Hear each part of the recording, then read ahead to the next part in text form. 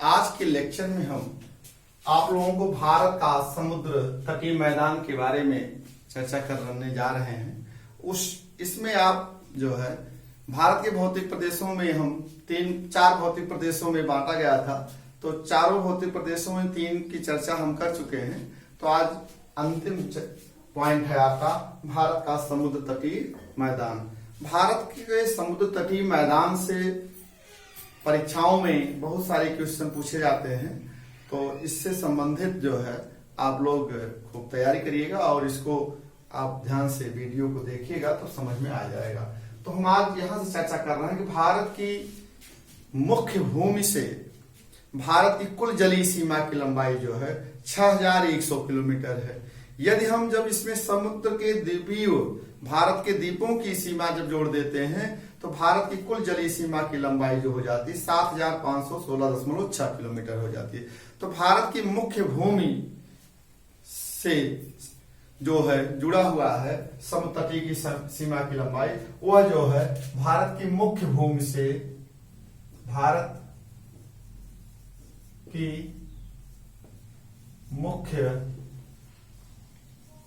भूमि से जलीय सीमा की लंबाई, जलीय सीमा मतलब समुद्र तटीय की लंबाई 6100 किलोमीटर है। 6100 किलोमीटर है। 6100 किलोमीटर है। अब आप यह मानकर चलिए भारत की मुख्य भूमि की जो जलीय सीमा है वह उसकी लंबाई हो गई 6100 किलोमीटर। अब इसी में भारत का समुद्र तटीय मैदान का विस्तार है।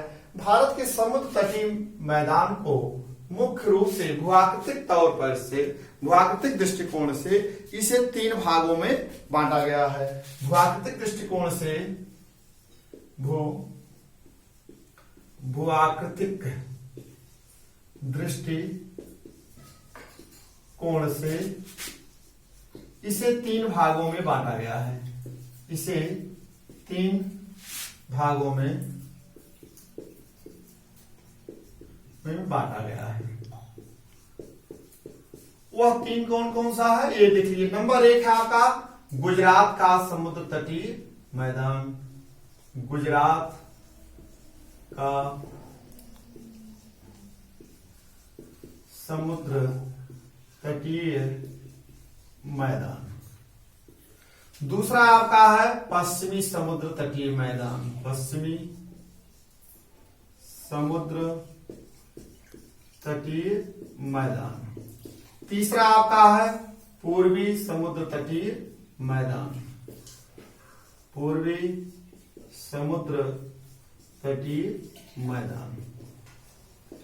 तो इस तीनों पॉइंट पर हम चर्चा करेंगे। तो भूआकृतिक दृष्टिकोण से भारत के समुद्र तटीय मैदान को 3 भागों में बांटा गया है। पहला आपका है गुजरात का समुद्र तटीय मैदान, दूसरा आपका है पश्चिमी समुद्र तटीय मैदान, तीसरा आपका है पूर्वी समुद्र तटीय मैदान। तो हम देखिए आपको पहले हम बता रहे हैं गुजरात का समुद्र तटीय मैदान। गुजरात का समुद्र तटीय मैदान जो है आपको हम बता रहे हैं। पहला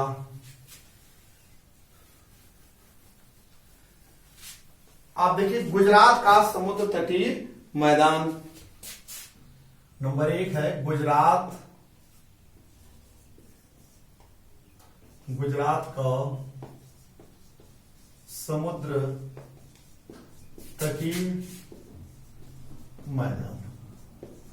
इसका विस्तार जो है गुजरात से लेकर के इसका विस्तार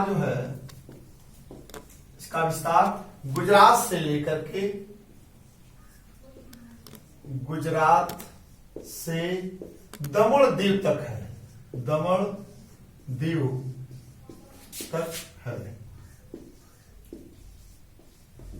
अब देख लीजिए इसका कुल क्षेत्रफल जो है 1,79,320 वर्ग किलोमीटर है। इस समुद्र तटीय गुजरात के समुद्र तटीय मैदान का कुल क्षेत्रफल कितना है? कुल क्षेत्रफल 1,79,320 1,79,320 वर्ग किलोमीटर है।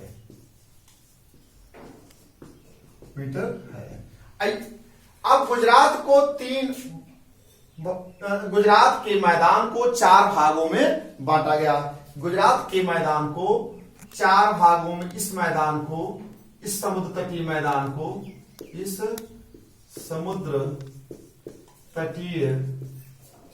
मैदान को 4 भागों में बांटा गया है।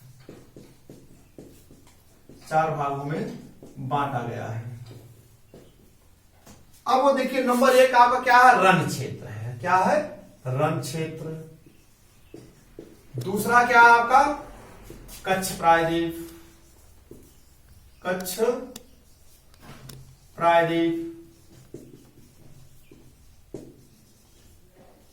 तीसरा आपका क्या है? सौराष्ट्र क्षेत्र।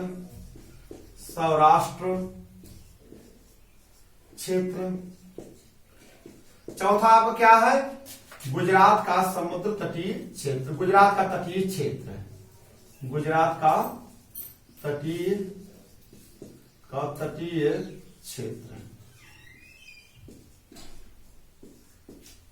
आप जानते हैं कि यह देख लीजिए, गुजरात का समुद्र तटीय मैदान का विस्तार जो है गुजरात से लेकर के दमन द्वीप तक है। इसका कुल क्षेत्रफल जो है 1,79,320 वर्ग किलोमीटर में है। इस समुद्र तटीय मैदान को 4 भागों में बांटा गया है। नंबर 1 आपका रण क्षेत्र, दूसरा है कच्छ का प्रायद्वीप, तीसरा है सौराष्ट्र क्षेत्र, और यहाँ चौथा जो है आपका गुजरात का तटीय क्षेत्र है।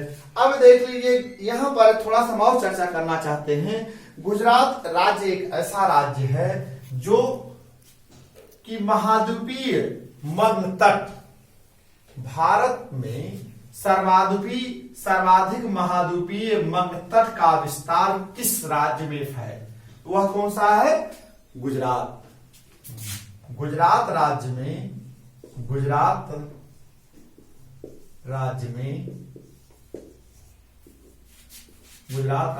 भारत का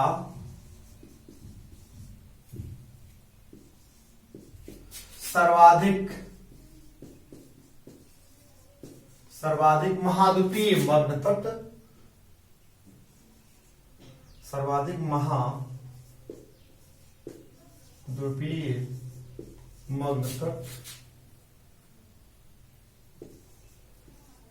मग्न तट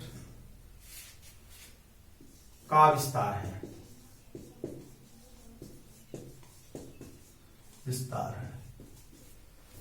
और किसी भी राज्य में सर्वाधिक भारत के जितने समुद्र तटीय राज्य हैं, उन समुद्र तटीय राज्यों में गुजरात राज्य में महाद्वीपीय मग्न तट का सर्वाधिक विस्तार पाया जाता है। ये परीक्षाओं में पूछा जाता है कि भारत के किस राज्य में सर्वाधिक महाद्वीपीय मग्न तट की चौड़ाई है या सर्वाधिक महाद्वीपीय मग्न तट पाए जाते हैं। तो कहां पाए जाते हैं? गुजरात राज्य में। यह प्रश्न पूछा जाता है परीक्षाओं में, तो आप जान लीजिएगा। और हम एक चीज आपको बता दें, भारत के 3 लाख वर्ग किलोमीटर में महाद्वीपीय मग्न तट पाए जाते हैं। भारत के महाद्वीपीय मग्न तट का कुल विस्तार कितना है? 3 लाख वर्ग किलोमीटर में महाद्वीपीय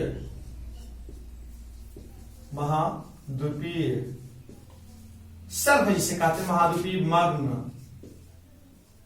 तट मतलब भारत में है। ये भारत में पाया जाता है।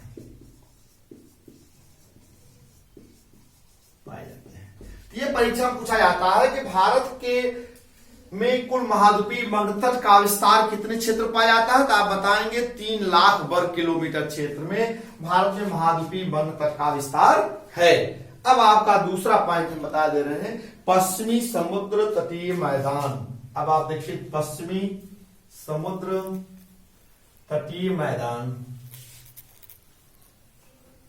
पश्चिमी समुद्र तटीय मैदान। आप देख लीजिए नंबर, अब आपको हो गया नंबर 2 पश्चिमी समुद्र तटीय मैदान। पश्चिमी समुद्र तटीय मैदान का विस्तार जो है आप दमन से लेकर के, इसका विस्तार दमन से लेकर के, दमन से लेकर कन्याकुमारी तक, कन्याकुमारी तक 1400 किलोमीटर लंबा में, 1400 किलोमीटर लंबाई में फैला है। इसकी चौड़ाई जो है 10 से फैला है, चौड़ाई जो है इसकी 10 से 50 किलोमीटर है, 10 से 50 किलोमीटर है। और इसकी औसत ऊंचाई समुद्र तल से औसत ऊंचाई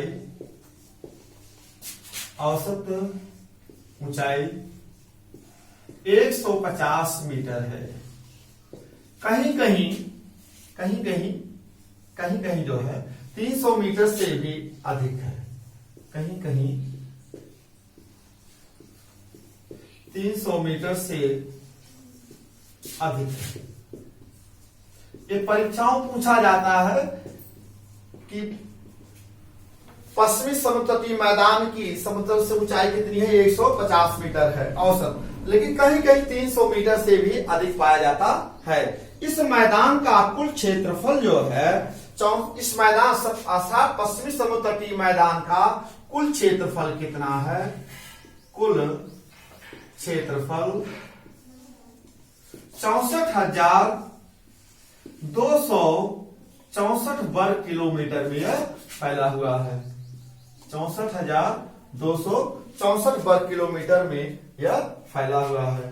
तो आप सपोज कर लीजिए पश्चिमी समुद्र तटीय मैदान का विस्तार जो है उत्तर में दमन से लेकर के दक्षिण में कन्याकुमारी तक 1400 किलोमीटर फैला हुआ है। इसकी औसत चौड़ाई जो है 10 से 50 किलोमीटर है और इसकी औसत ऊंचाई जो है समुद्र तल से 150 मीटर है और इसका कुल क्षेत्रफल जो है 64,264 वर्ग किलोमीटर में फैला हुआ है।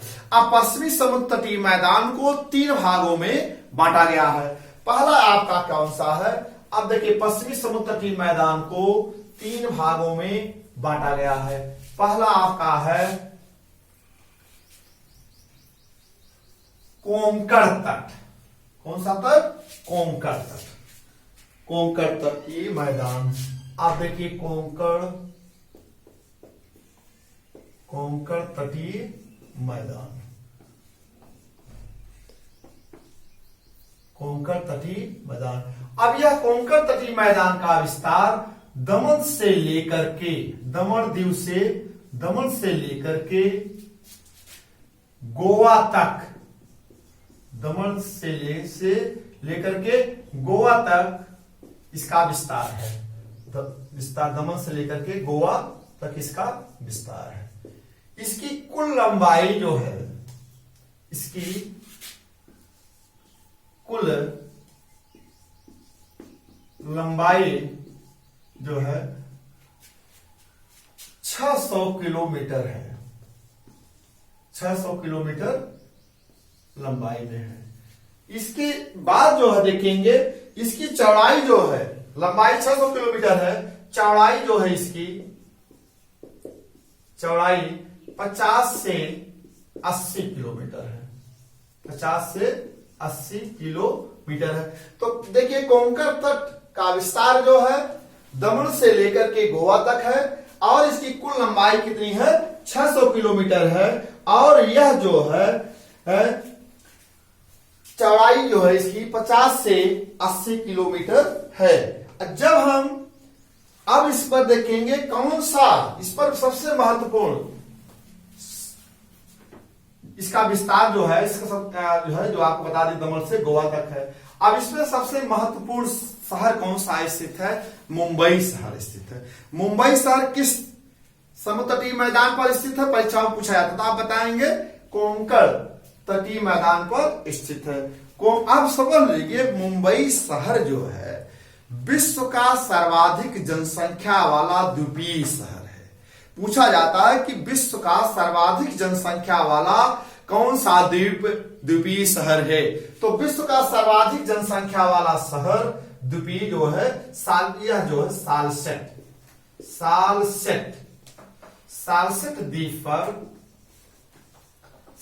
द्वीप पर मुंबई शहर स्थित है। मुंबई शहर स्थित है। यह विश्व का सर्वाधिक जनसंख्या वाला द्वीपीय शहर है। पूछा जाता, लिख दे रहा हूं, विश्व का सर्वाधिक जनसंख्या वाला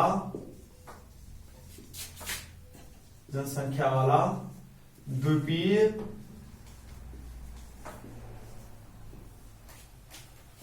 शहर है।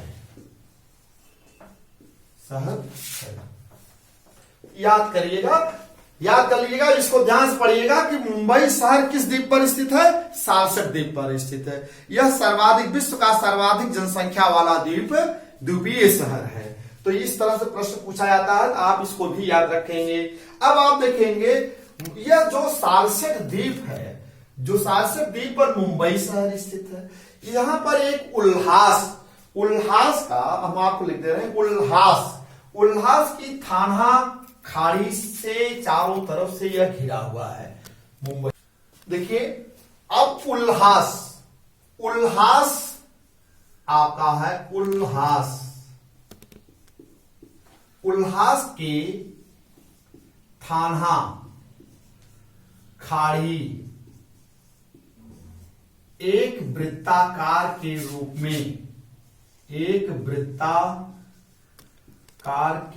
में मुंबई शहर जो मुंबई तो सालसेट द्वीप जो है इस खाड़ी से घिरा हुआ है घिरा है। ये पूछा जाता है कि सालसेट जो द्वीप है किस खाड़ी के किनारे स्थित है? तो आप बताएंगे थाना उल्हास के थाना खिड़की क्या थाना खाड़ी के रूप में से घिरा हुआ है। तो अब आप सपोज कर लिए यह आपका जो हो गया कोंकण तटीय मैदान। अब यह कोंकण तटीय मैदान का सर्वाधिक विस्तार जो है महाराष्ट्र में है। महाराष्ट्र में 2 दर्रे भी पाए जाते हैं। वह 2 दर्रे कौन से हैं आपके? हम आपको बता दे रहे हैं। 2 दर्रे क्या? पश्चिमी घाट पर्वत जो है, पश्चिमी घाट पर्वतों के दर्रों के नाम हम बताने के लिए भूल गए थे उस दिन, तो आपको हम बता दे रहे हैं, थोड़ा सा जान लीजिए। यह आपको हम बता दे रहे हैं, यह देखिए गुजरात है आपका ये, अब यहां से आपका ये पश्चिमी ये चलेगा।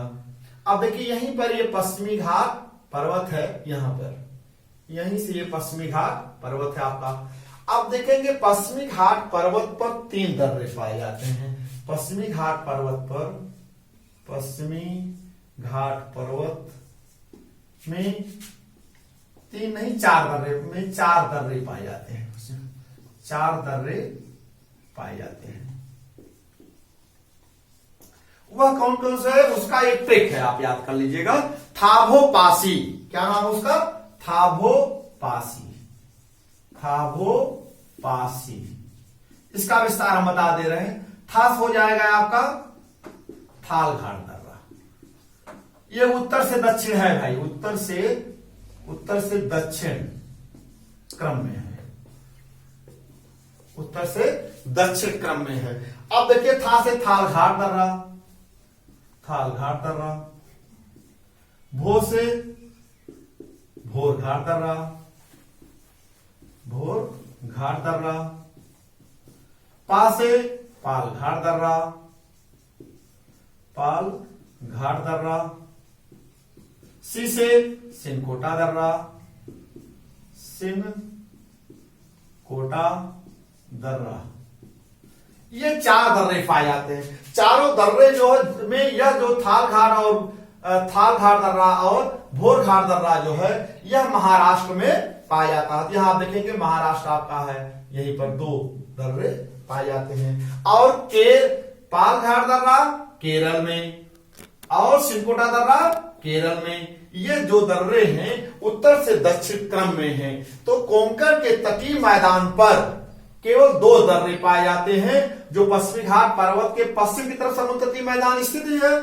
तो पश्चिमी घाट पर्वत में महाराष्ट्र में जो है ये 2 दर्रे आपके पाए जाते हैं, थाल घाट दर्रा और भोर घाट दर्रा। अब हम आपको ये आप देखिए इसलिए बता रहे हैं कि परीक्षाओं में पूछा जाता है कि पश्चिमी घाट पर्वत के दर्रों के नाम उत्तर से दक्षिण। आप उस ट्रिक के माध्यम से याद कर लेंगे, थाबो पासी। आप एक चीज और यहां एक चीज समझ लीजिएगा कि मुंबई तट भी पाया जाता है कोंकण तट के उत्तरी तट पर, कोंकण तट के उत्तरी क्षेत्र तट पर, और 18 अंश उत्तरी अक्षांश के उत्तर कोंकण तट के उत्तरी तट या 18 अंश उत्तरी अक्षांश के 18 अंश उत्तरी अक्षांश के उत्तर मुंबई तट कहा जाता है। 18 अंश उत्तरी अक्षांश के उत्तर को मुंबई तट के नाम से जाना जाता है। मुंबई तट के नाम से जाना जाता है,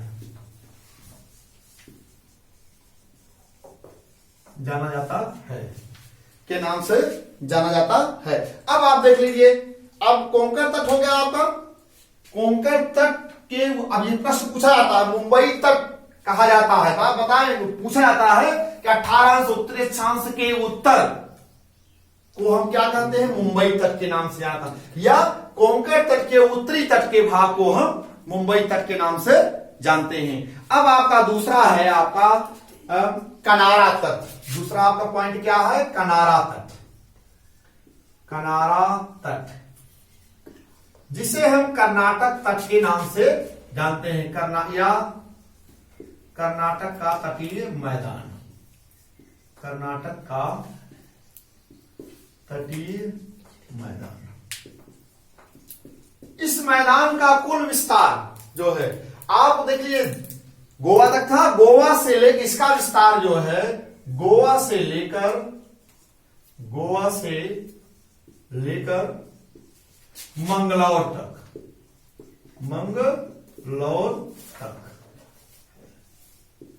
इसकी कुल लंबाई कितनी है, 300 किलोमीटर है। कितना है, 300 किलोमीटर है।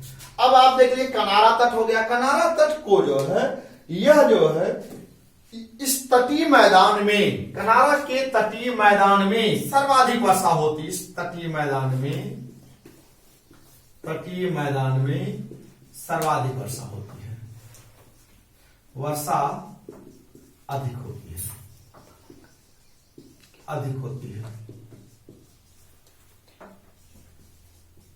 है।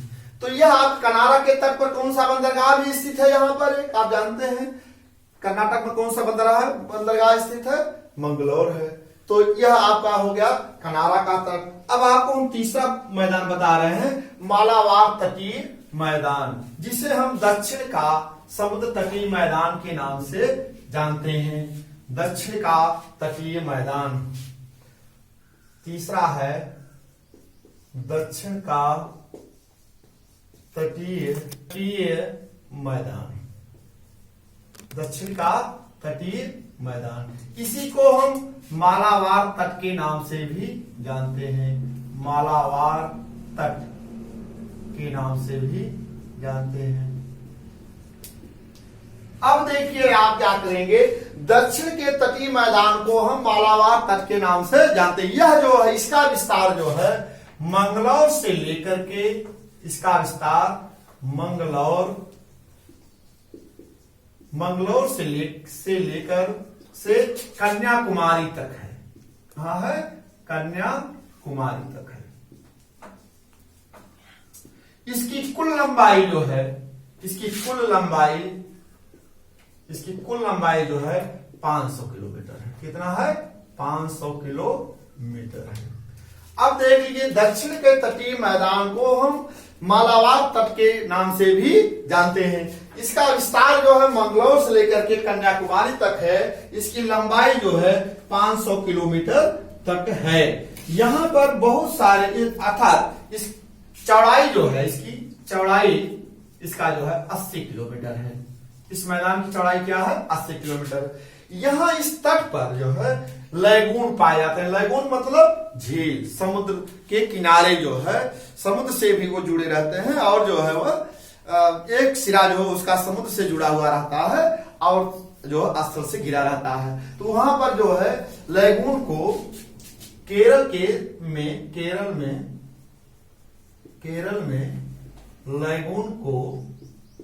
लैगून झील को कयाल के नाम से जाना जाता है। कयाल के नाम से जाना जाता है।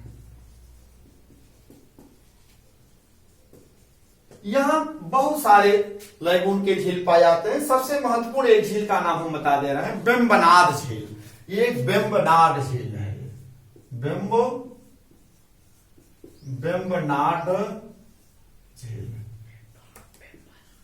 वेम्बनाड झील।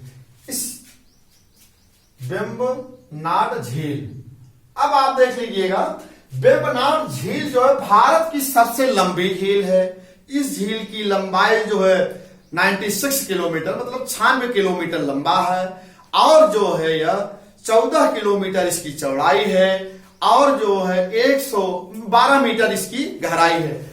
वेम्बनाड झील भारत की सबसे लंबी झील है। ये भारत की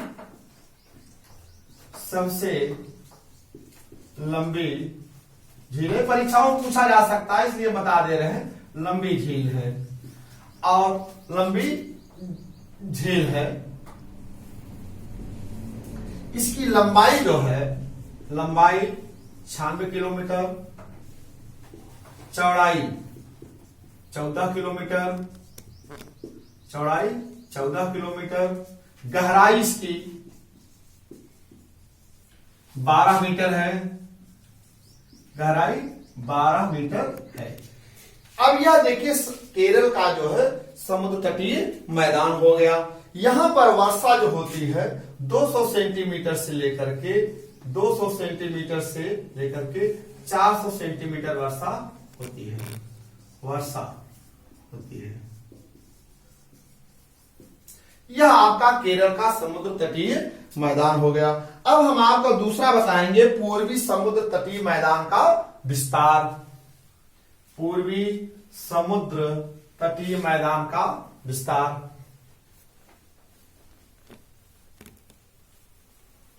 पूर्वी समुद्र तटीय मैदान का विस्तार।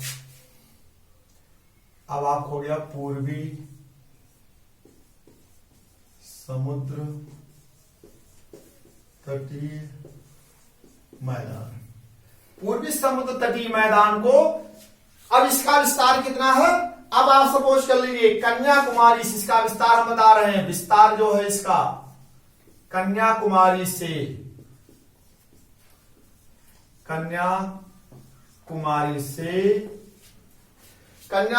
से यह जो है गोदावरी के डेल्टा तक, गोदावरी नदी के डेल्टा तक इसकी लंबाई 1100 किलोमीटर है। 1100 किलोमीटर है। कहने का मतलब यह है कि इसका जो है समुद्र तटीय मैदान की लंबाई जो 1100 किलोमीटर है, और इसकी चौड़ाई जो है चौड़ाई 160 किलोमीटर से लेकर के, चौड़ाई 160 किलोमीटर से लेकर के 450 किलोमीटर है। इसका कुल क्षेत्रफल जो है, इसका कुल क्षेत्रफल जो है 1,02,884 वर्ग किलोमीटर है, 884 वर्ग किलोमीटर है। यह अब इसको जो है पूर्वी समुद्र तटीय मैदान को 3 भागों में बांटा गया है। पहला आपको बता रहे हैं कौन सा है, पूर्वी समुद्र तटीय मैदान को हम 3 भागों में बांटा गया है। अब पहला आपका है उत्कल का मैदान, पहला है आपका उत्कल का मैदान, पहला है उत्कल का मैदान। उत्कल के मैदान को हम क्या कहते हैं, उड़ीसा का मैदान के नाम से भी जानते हैं, या उत्तरी सरकार, इसके कई नाम है, याद रख लीजिए। उत्कल के मैदान को हम उड़ीसा लिख दे रहा हूं, उड़ीसा का मैदान, उड़ीसा का मैदान, या इसे उत्तरी सरकार तट, उत्तरी सरकार तट, या गोलकुंडा, या गोलकुंडा तट के नाम से जानते हैं। ये परीक्षाओं पूछा जाता है कि गोलकुंडा तट कहां है, उत्तरी सरकार तट कहां है, उड़ीसा का मैदान, उत्कल का मैदान, यह पूछ लिया जाता है। उत्तरी सरकार का तट है तो उसमें 3 विकल्प दिया रहेगा, उत्कल का मैदान, उड़ीसा का मैदान, गोलकुंडा का मैदान, या इनमें से कोई नहीं। तो यह आप याद रख लीजिए, पर्यायवाची अवश्य याद रखिएगा, क्यों पर्यायवाची से संबंधित बहुत सारे प्रश्न पूछे जाते हैं। तो अब आप इस तरह से, और इसकी कुल लंबाई जो है 400 किलोमीटर है। इसकी लंबाई कितनी है, 409, लंबाई इसकी कितनी है, 400 किलोमीटर है, 400 किलोमीटर इसकी लंबाई है। अब आप देखेंगे इस तट पर इसका जो है उत्तरी कहां तक विस्तार है, इसको हम बता दें आपका, उत्तरी तट से लेकर के, उड़ीसा के उत्तरी तट से लेकर के इसका विस्तार, उत्तरी तट से लेकर के, उत्तरी तट मतलब उड़ीसा का तट, उत्तरी तट से लेकर के महानदी के मुहाने तक है, महानदी के मुहाने तक है, तक है। अब इस उड़ीसा में एक झील भी पाई जाती है, उस झील का नाम है चिल्का झील। कौन सा नाम है, चिल्का झील, चिल्का झील। अब जान लीजिए, चिल्का झील जो है एशिया की सबसे बड़ी खारे जल की झील है, एशिया की सबसे बड़ी खारे जल की झील। चिल्का झील जो है उड़ीसा राज्य में स्थित है, उड़ीसा के समुद्र तटीय मैदान में स्थित है, जिसे उत्कल के मैदान के नाम से जानते हैं, जिसे हम गोलकुंडा तट के नाम से जानते हैं, जिसे हम उत्तरी सरकार तट के नाम से भी जानते हैं। इसी तट पर एशिया की सबसे बड़ी खारे जल की झील स्थित है, उस झील का नाम है चिल्का झील। इसकी कुल लंबाई जो है 65 किलोमीटर इसकी लंबाई है, 65 किलोमीटर लंबाई हो गई, और इसकी चौड़ाई जो है 14 किलोमीटर है।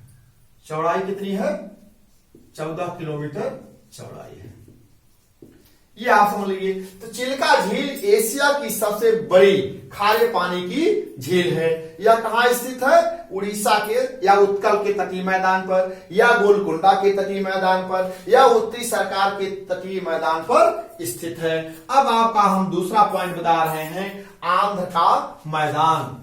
आंध्र का मैदान कहां भाई, अब देखिए आंध्र का मैदान को हम और किस नाम से जानते हैं, जान देखिए जितने नाम हैं उसके पर्यायवाची आप अवश्य याद रखिएगा। आंध्र का मैदान, आंध्र के मैदान को हम काकीनाडा, आंध्र का मैदान, या काकीनाडा, काकीनाडा समुद्र तटीय मैदान, मैदान। तो इस तरह से याद रखिएगा, आंध्र का मैदान या इसे काकीनाडा समुद्र तटीय मैदान के नाम से भी हम जानते हैं। यह जो है कृष्णा और गोदावरी नदी के बीच में फैला हुआ है। यह इस तट का विस्तार जो है गोदावरी नदी के डेल्टा से कृष्णा नदी के डेल्टा तक विस्तार है। इस विस्तार है। कहने का मतलब यह गोदावरी नदी डेल्टा से लेकर के कृष्णा नदी के डेल्टा तक काकीनाडा का समुद्र तटीय मैदान का विस्तार फैला हुआ है। और इसी में एक झील भी है, स्थित है। इसकी कुल लंबाई कितनी है? इसकी कुल लंबाई मात्र 165 किलोमीटर है। कितना है? 165 किलोमीटर है। यहीं पर एक कोलेरू झील स्थित है। कोलेरू झील भारत की सबसे बड़ी मीठे पानी की झील है। ये मीठे पानी झील है। ये मीठे पानी की झील है। यह जो है कृष्णा नदी और गोदावरी नदी के डेल्टा के बीच में ही स्थित है। इन दोनों डेल्टाओं के बीच में ही स्थित है। गोदावरी नदी के डेल्टा, गोदावरी नदी के डेल्टा और कृष्णा के डेल्टा के बीच में स्थित है। तो कोलेरू झील जो है गोदावरी नदी डेल्टा और कृष्णा नदी डेल्टा के बीच में स्थित है, उसी के मुहाने पर स्थित है। तो यह जो है भारत की सबसे बड़ी मीठे पानी की झील है। अब हम आपको बता रहे हैं इस तमिलनाडु का तटीय मैदान, अगला पॉइंट आपका है तमिलनाडु का तटीय मैदान। नंबर 3 है आपका तमिलनाडु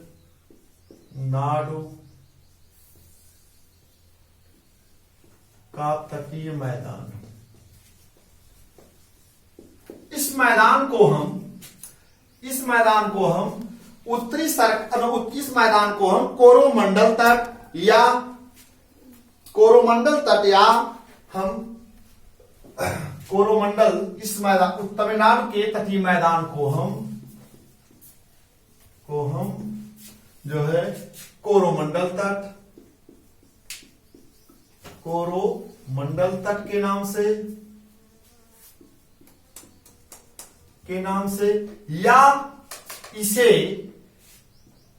या कर्नाटक तट के नाम से भी जानते हैं। आप एक चीज यहां समझ लीजिएगा भाई। अब पर्यायवाची जरूरियात, तमिलनाडु के तटीय मैदान को कोरोमंडल तट के नाम से भी जाना जाता है, इसे कर्नाटक तट के नाम से भी जाना जाता है। अब यह प्रश्न बनता है कर्नाटक तट, तो कर्नाटक पश्चिमी समुद्र तटीय मैदान के पर है कर्नाटक, लेकिन नहीं, कर्नाटक तट को पश्चिमी समुद्र तटीय मैदान को कनारा तट के नाम से भी जाना जाता है। लेकिन यहां प्राचीन काल में जो है इस तट को, कोरोमंडल तट को कर्नाटक तट के नाम से भी जाना जाता था। ऐसा परीक्षाओं में पूछा जा सकता है कि कर्नाटक तट है, उसमें 3 या 4 ऑप्शन दिया रहेगा, कोरोमंडल तट, उत्कल का मैदान, मालाबार का मैदान, या इनमें से कोई नहीं। तब आप क्या करेंगे? तुरंत आंख मूंद करके मार देंगे, इनमें से कोई नहीं, सही कर देंगे। पता लगा आपका प्रश्न गलत हो गया, क्योंकि कर्नाटक तट जो है, कर्नाटक तट को उत्तरी जो तमिलनाडु का तटीय मैदान है उसी को कोरोमंडल के नाम से भी हम जाना जाता है। तो इसके 3 नाम हैं। पर्यायवाची का अवश्य याद रखिएगा, ऐसे क्वेश्चन उठा करके पूछ लेते हैं। अब देख लीजिए कोरोमंडल, इस इस तट की कुल लंबाई, इस तट की लंबाई जो है 675 किलोमीटर है। इस तट की लंबाई कितनी है? 675 किलोमीटर है। यह लगभग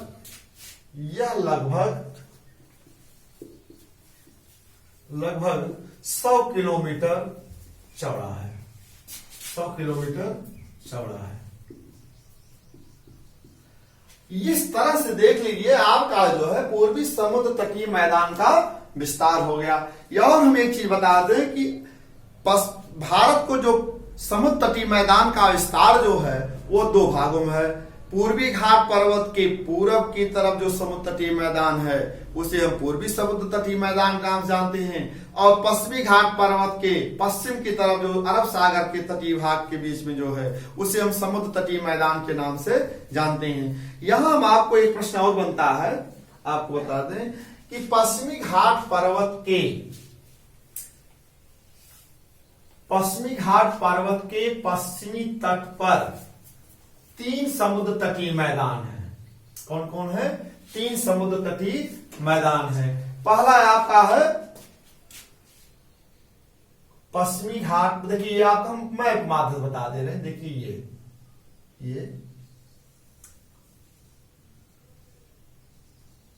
ये आपका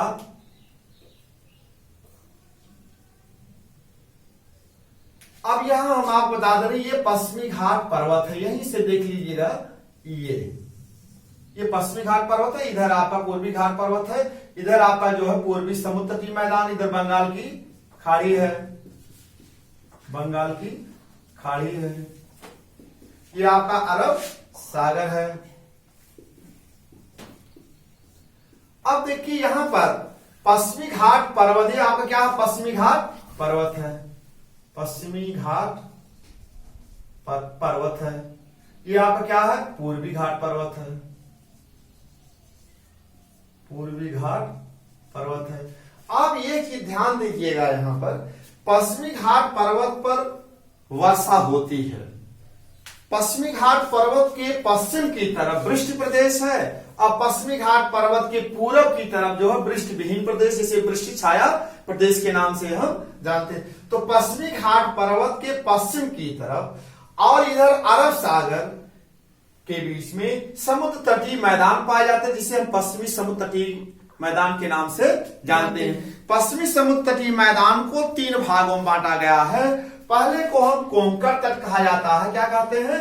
कोंकण तट। ये क्या आपका हो जाएगा? यहां से यहां तक दमन से लेकर के गोवा तक, उसको क्या कहते हैं? कोंकण तट, कोंकण तट। आप ध्यान सुनिएगा, इसमें पूछा जाता है। फिर यहां से यहां तक देखेंगे, दमन से लेकर के गोवा से लेकर के मंगलौर तक, इसे जो है कनारा तट के नाम से जानते हैं। किस नाम से जानते हैं? कनारा तट। अब यह आपका जो है मालाबार तट है। इधर जो है आपका मालाबार तट है, मालाबार तट, मालाबार तट। अब देखिए यहां पर परीक्षाओं में प्रश्न पूछा जाता है कि पश्चिमी समुद्र तटीय मैदान पर किस तट पर वर्षा सर्वाधिक होती है।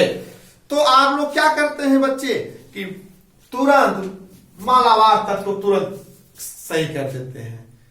तो वह क्वेश्चन आपका गलत है। हम इसको अवरोही क्रम बता रहे हैं, किस तट पर वर्षा सर्वाधिक होती है। यह आप सपोज कर लीजिए सर्वाधिक वर्षा कनारा तट पर होती, सबसे अधिक वर्षा यहां पर जो होती 3400 मिलीमीटर वर्षा होती है। कितनी वर्षा होती है? 3400 मिलीमीटर वर्षा होती है यहां। और इसके बाद कोंकण तट पर, कोंकण तट पर कितनी मिलीमीटर वर्षा होती है?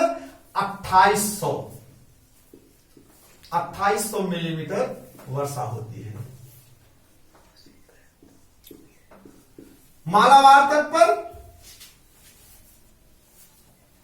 यहां पर जो है 2400 मिलीमीटर वर्षा होती है, 2400 मिलीमीटर वर्षा होती है।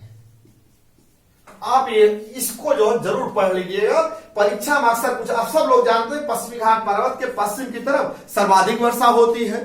अब तो एक बात सत्य है, सर्वाधिक वर्षा होती है, लेकिन किस तट पर सर्वाधिक वर्षा होती है इसको आपको ध्यान से सुनना होगा, पढ़ना होगा, तभी आप प्रश्न सॉल्व कर पाएंगे परीक्षा में, नहीं तो आपका क्वेश्चन गलत हो जाएगा। तो इसका यह जो है आप इसको तुरंत याद रखिएगा, इसको एक कोड है, ट्रिक है, उस ट्रिक को आप याद रख लीजिएगा। का कोमा, अवरोही क्रम है, वर्षा के अवरोही क्रम में, यह क्या है, अवरोही क्रम में वर्षा। इस तरह से आप इसको पढ़ लीजिएगा। ककोमा याद किए रहेंगे तो याद हो जाएगा। का से कनारा तट, को से कोरोमंडल तट, अम्मा से आपका माला वार तट। तो किस तट पर सर्वाधिक वर्षा होती है, ये आपका का से क्या हो जाएगा, का कोंकण तट, नो का से क्या हो जाएगा, कनारा तट, ये आप हो जाएगा का से कनारा तट, को से कोंकण तट, मां से माला वार तट। तो इस तरह से आप इसका विस्तार जान लीजिए। तो परीक्षाओं में अक्सर पूछा जाता है कि पश्चिमी घाट पर्वत के पश्चिमी तट पर किस तट पर सर्वाधिक वर्षा होती है। तो यह प्रश्न बहुत सारे ऐसे बनते हैं। प्रश्नों को आप आसानी से पढ़िए और इस जब वीडियो को देखिए तो एक बार दो बार देखते रहिए और तुरंत नोट्स बनाइए, तब आप फिर वीडियो देखेंगे, तब आपके सब कॉन्सेप्ट क्लियर होंगे। नहीं तो आप वैसे वीडियो देखते रहेंगे, एक कान सुनेंगे, दूसरे कान से सब आवाज निकलती चली जाएगी। तो आप क्या करेंगे, भारत के समुद्र तटीय मैदान को अच्छे ढंग से पढ़िए। अब बहुत सारे क्वेश्चन इससे बनाए जाते हैं। अब हम आपको जहां जहां क्वेश्चन बनते भी हैं उसकी भी चर्चा हम आपको कर दिए हैं। अगले वीडियो में हम फिर आपसे मिलेंगे। धन्यवाद।